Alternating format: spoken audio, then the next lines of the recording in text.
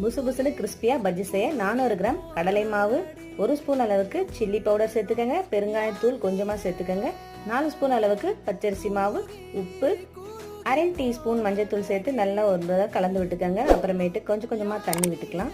1 tumbler அளவுக்கு நான் தண்ணி சேர்த்துருக்கேன். கொஞ்சமாக சோடாப்பும் சேர்த்துக்கோங்க. கட்டிகள் இல்லாமல் நல்லா கலந்து திக்காக எடுத்துக்கோங்க. ஒரு விரல் வெட்டி எடுத்தீங்கன்னா இந்த மாதிரி திக்காக இருக்கணும். அதுக்கப்புறம் வாழைக்காய் ஃப்ரெஷ்ஷாக எடுத்துக்கோங்க. நல்லா கெட்டியாக இருக்கிறதா பார்த்து நீங்கள் வாங்கிக்கோங்க. தோலை சீவிட்டு பஜ்ஜி சீவதில் வச்சு நல்லா செய்யுங்க. ஃபுல்லாக தோலை சீவக்கூடாது, ஓரளவு கொஞ்சமாக இருக்கணும். இப்போ பஜ்ஜி மாவில் நல்லா டிப் பண்ணி எடுத்தீங்கன்னா அப்படியே ஃபுல்லாக கோட்டிங்காக இருக்குது பாருங்கள். கடாயில் கடலை எண்ணெய் சேர்த்துக்கங்க. நல்லா கொதிக்கணும் எண்ணெய். அந்த டைமில் தான் நீங்கள் போடணும். 2 போட்டு எடுத்துருங்க. திருப்பி போடுங்க. பொன்னிறமாக ஆனதுமே எடுத்துடலாம். நீங்கள் கலர் வேணும்னு ஆசைப்பட்டீங்கன்னா கொஞ்சமாக ஃபுட் கலர் ஆட் பண்ணிக்கோங்க. அப்போ கடைகளில் கிடைக்கிற மாதிரி ஆரஞ்சு கலரில் நல்லா கிடைக்கும்.